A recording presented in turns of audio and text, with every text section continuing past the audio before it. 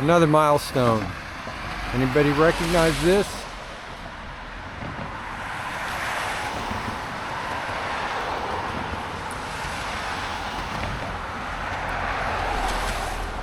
It's a bridge over the Hudson River. So had a rough resupply at Bear Mountain, but got it done barely. They rerouted the trail I mentioned earlier, and I don't know how much it extended it, but a significant amount, and it was a struggle to get there in time. All right, looking for a camping spot tonight. Talk at you later.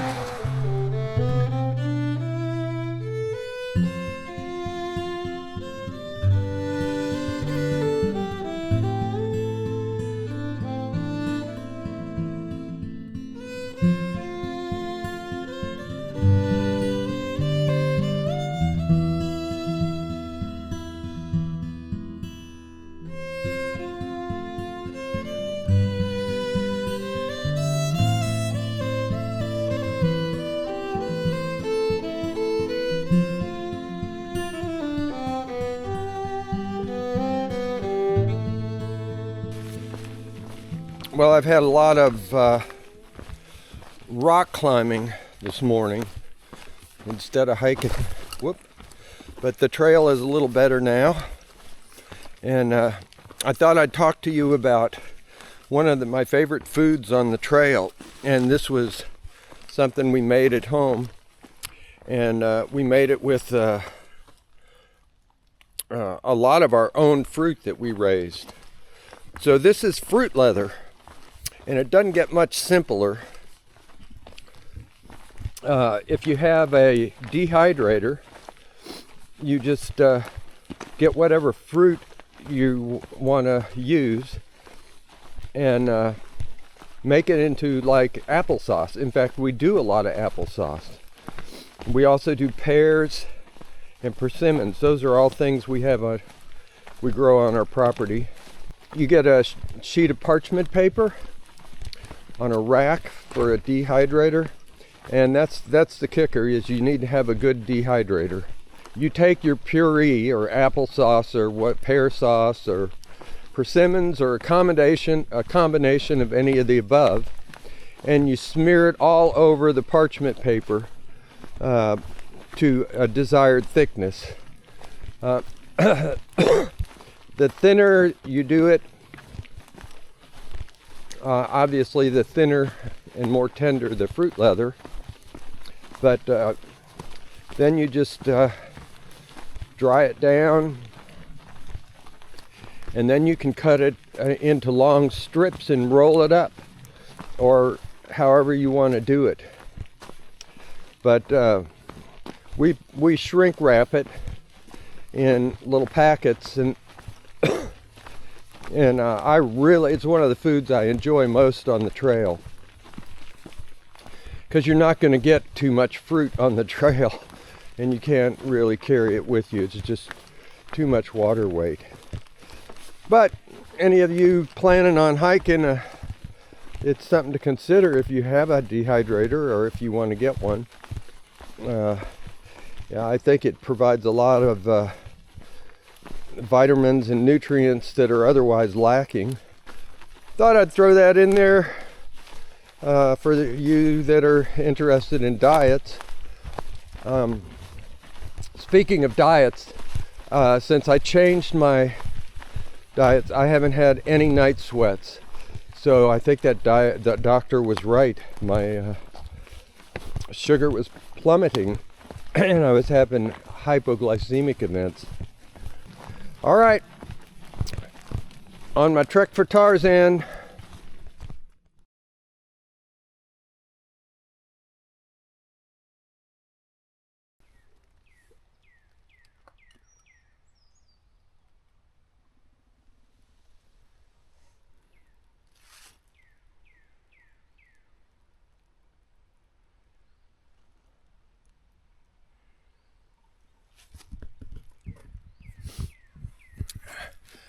Well, you're probably saying, Fred must be off his rocker. What is he filming? Well, I was filming a plant called Japanese barberry. And I'm sure you have all seen Japanese barberry. It is one of the most popular landscaping plants on the market. All the big box construction stores sell it. And it has spectacular colors in the fall. It's real easy to grow. It makes these little red berries, and the birds love them. And consequently, it is an invasive species that spreads like wildfire. And so where I'm standing now, the Japanese barberry is just starting to leaf out. And for as far as I can see, the Japanese barberry is the dominant understory plant in these woods in this section here. And it's only going to get worse. I don't know what kind of spray stuff there is for them. I'm not a spray guy. But when you dig them up, the roots are bright yellow. And you can't just cut them down. They'll come right back up. You got to get them by the roots. And I really think that this is something that should be banned for sale, although the cat's out of the bag now. I mean, as you can see, it's just all over the place. And there's several other species that are horrible. Everybody knows about multifloral rose, and you don't see Lowe's and Home Depot selling multifloral rose. There's Forsythia is another one that you see a lot of out in the woods. Oriental bittersweet is horrible, horrible, horrible, and it's made its way throughout the AT corridor. Let's see. Well, there's a bunch of them. I'll probably do another. This is well, I don't know if you can see it. Yeah, that's multifloral rose. So usually when you see one, you're going to see other bad invasives. But anyhow, down south, I'm sure the plants are way more advanced than what we're seeing here. Oh, here's another one as I speak. That is Japanese honeysuckle. And it's wrapped around some these vines with no leaves there. That is Oriental bittersweet. Like I said, where you see one, you'll see many others. So looks like we're going through a swamp, and they have some nice planks for us to walk on, which is good. Preserves my feet and preserves the wetland. Earlier today I talked about invasive species. I forgot about autumn olive. That's another terrible one. But what I wanted to show you is what native, if there is such a thing, New York habitat looks like. And what you're looking at in the understory are blueberry bushes. They haven't blossomed out or leafed out even, but this is what it looks like normally. And once the barberry gets up here, the blueberry isn't going to be able to compete with that, and it'll be shaded out. And sadly, that's a massive, well, not sadly, blueberries are a massive seed and food source for all kinds of critters, birds and bears and everything in between. And that'll be greatly diminished. I thought I'd also give you the wildlife report. I'm only going to be able to photograph slow things like snakes and possums and snapping turtles, but I did see a red fox. I've seen those at home, usually only at night in the car and just a fleeting glance.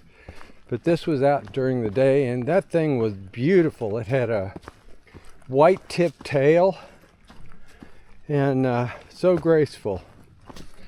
I was really lucky to see that. And then I saw a creature. It was a marten or a fisher. I don't know if they have either of those here. It was bigger than a squirrel. Moved very gracefully. I don't think it was a black squirrel, because squirrels kind of defy gravity. I mean, they can leap, and this thing wasn't that way. It was, like I said, black or deep dark brown, and so I'll never know what it was, but by the time I got my camera out, it was gone. Then finally, I was lucky enough to come upon a flock of turkeys, and I got within about 15 feet of them. There was a log kind of hiding us, and before they saw me, of course they took off right away, but it was fun getting that close. I have no idea what's going on here. This is too narrow for a rail bed, and certainly wasn't a road. It's just some kind of footpath. And boy, they put a lot of work into it, but it has endured. Maybe it's a horse path, but they couldn't have taken wagons across it. It's not that wide. So pretty neat. I wish I knew the story behind it.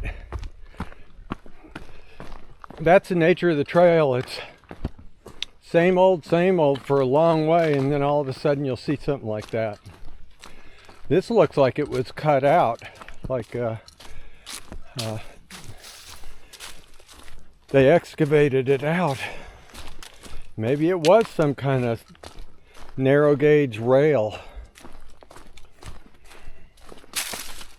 But it sure makes for a good hiking trail. And the weather today is beautiful, so it's kind of fun.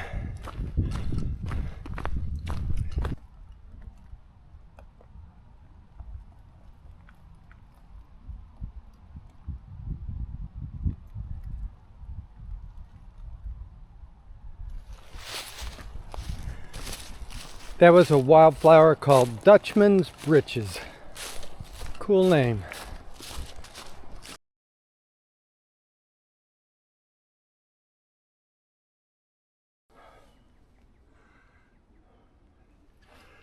I know my camera doesn't do it justice, but you are looking at the largest oak tree on the whole Appalachian Trail. Previously, we looked at the Kefir oak in Virginia. The Kefir oak certainly looked to be taller, but I will give you that this is pretty big around. Let's see. There I am up against it.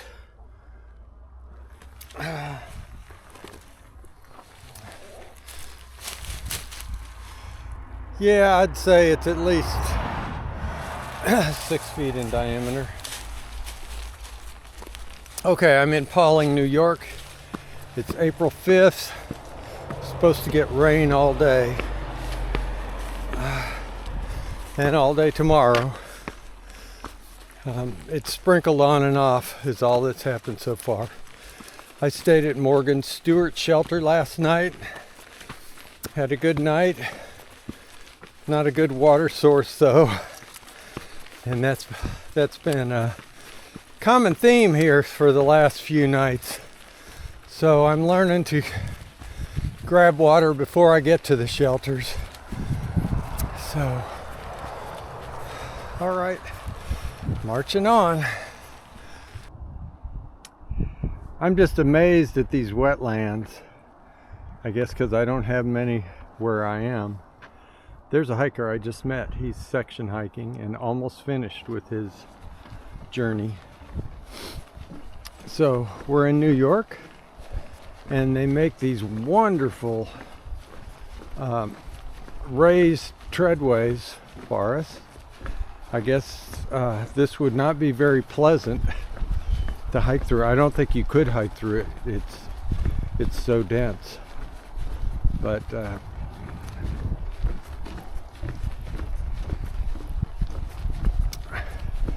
not sure how long this is, but they did a great job. I remember this back from 2019. I also wanted to talk a little bit about mental aspects of the AT. And in truth, it's both a physical endeavor, but it's more of a mental issue.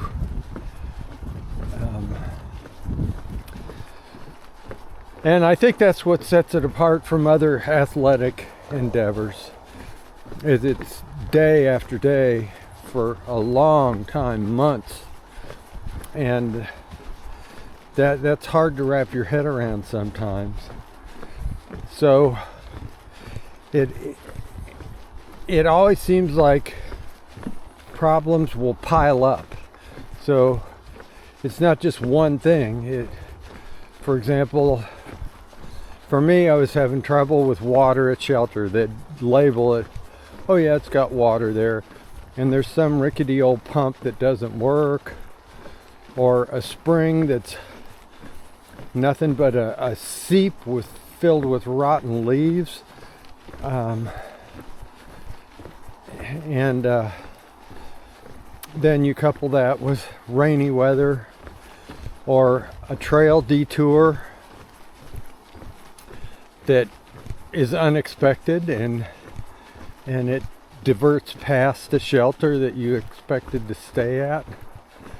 And then for me, I had a mail pickup at Bear Mountain, and they have a little satellite post office, and it is tucked away among a bunch of service buildings, and how you're supposed to find it, I don't know. I asked a local, and he sent me into Fort Montgomery, which was about a half an hour diversion. And luckily I had some good support at home, and they were able to, I was able to communicate with them, and they got me on the right track, and I found it.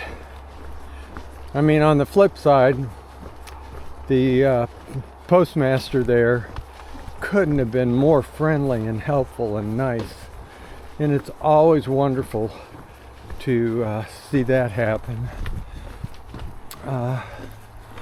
But yeah, you can really get down and just want to throw in the towel, especially when you're out here alone. I mean, this section hiker ahead of me is one of only, I think, 5 I've seen in the last week, and it does help to have human contact and bounce things off each other.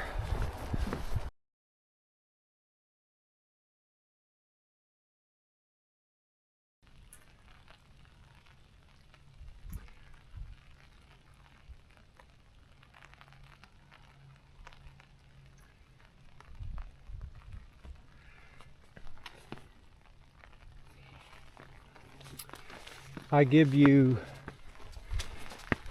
a view of Connecticut from Caleb's Peak. I've enjoyed Connecticut. I have probably 20 or 30 more miles of it, and there's a walk along the Housatonic River. It should be fun. It is rainy and the temperature is dropping. Supposed to get some snow tomorrow. Hey, that's been the name of the trail for me this year, though. When people think of the Appalachian Trail, I think the public has an idea that this is what it's like. But believe me, this is the exception rather than the rule. This is a delight, and when stretches like this occur, it's something you just have to sit back and savor. Again, there's Oriental bittersweet and Japanese barberry growing all along here. So in a couple of years you probably won't have much of a view. It'll be even more obstructed than it is. Kind of wish a train had come by. There's a train track on the other side there. But it's Sunday morning and it might not happen. Still walking along the Housatonic. I've seen lots of different kinds of waterfowl. Usually when I get close they pop up and fly. I've also encountered, I think, 3 sets of dog walkers, so it's feeling congested, and I see another one up ahead. So I hope this isn't the end of the Housatonic. It's been delightful. Boulder squeeze.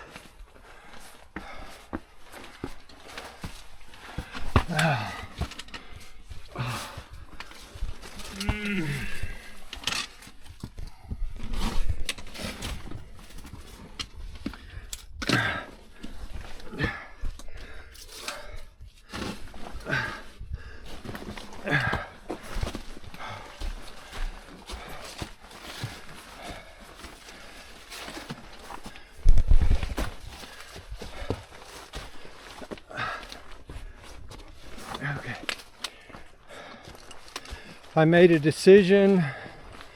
The shelter I was going for, I got some intel from another hiker that it is damaged and closed.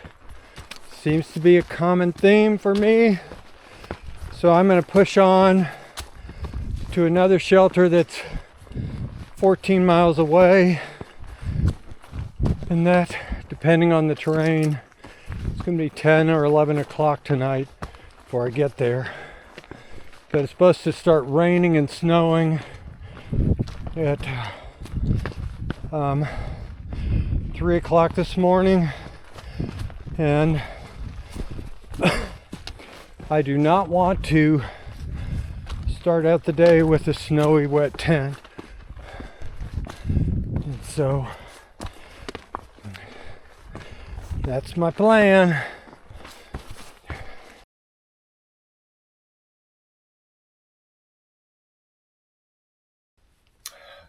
Good morning. It's let's see, whoa, almost 9 o'clock. I'm getting a late start, but I hiked late. Did 31 and a half miles yesterday, and there were some bonus miles on top of that. But before I get on the trail, I wanted to talk to you about a specific case. And this involves the murder of a 33-year-old woman, white woman, who was brutally beaten and stabbed with an ice pick 47 times. She had recently been divorced from an abusive husband. The crime was pinned on a 16-year-old black boy named Alexander McClay Williams, and he became the youngest person to ever be executed in Pennsylvania. At age 16, he got the electric chair. He was improperly arrested. He was unfairly tried. He was wrongfully convicted. He was subjected to the horrors of prison and finally executed for a crime he didn't commit. And it may come as no surprise to you, but he confessed to the crime. There was a gentleman named Sam Lemon, who happened to be the great-grandson of Wiley Ridley. And Wiley was the first African American to be admitted to the bar in Delaware County. I guess that's Pennsylvania. In 1989, Sam Lemon began researching the case of Alexander Maclay Williams, and he found altered records. He noted that there were no witnesses, no physical or forensic evidence. He reenacted the scenario and found it was impossible for Williams to have committed the crime. Of course, there was an all-white jury. But based on Sam Lemon's research, he was able to get a new trial posthumously. And of course, the DA looked at the evidence and refused to bring the case. So it was dismissed. The reason I'm talking about this, while it is interesting and tragic, but there's so many parallels to Charles' case. The confession, the lack of physical, forensic evidence, no witnesses. The bottom line is, okay, Alexander Maclay Williams got his day in court posthumously after he was dead. You would think that a live person with so little evidence and what evidence is there would exclude him from having committed the crime. You would think that he could get a day in court, but that's not the case.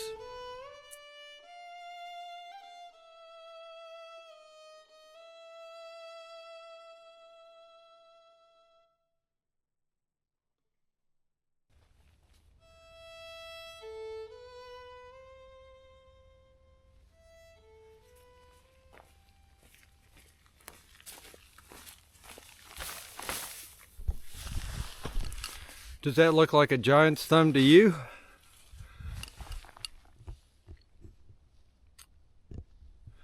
That's what it's supposed to be. If ever any of you hike the Appalachian Trail, I understand why they do these long climbs up to the very peak of mountains. I'm on this mountain above Salisbury, Connecticut, and they go for the views, but this is what happens a lot, I mean a lot, on the Appalachian Trail. And so I appreciate the effort, and sometimes it works and you get a fabulous view, but most of the time the climb is for exercise purposes only. And such is the case today. I wanted to mention two things. One, yesterday was April 6th, which probably holds no special meaning for anybody, but for me it does, because that's when I started my first 8th T through hike back in 2019, and it's funny how that's come to be important to me, that date. I guess the hike had a lot of meaning for me. And the other thing is, yesterday I hit the 1,500 mile mark on the AT. So like I said, you gotta celebrate the small things. Another thing is, it's funny the people you meet out on the trail. I met, like a couple days ago, I met a homeless guy who was squatting in the shelter. But I've also met people, or not met, but encountered people like Laura Linney and the commander of the Dover, Delaware Air Base. And so when you get out here, you meet people from all walks of life, and it's pretty cool. Okay, I'm rambling and I need to start hiking, so we'll talk at you later.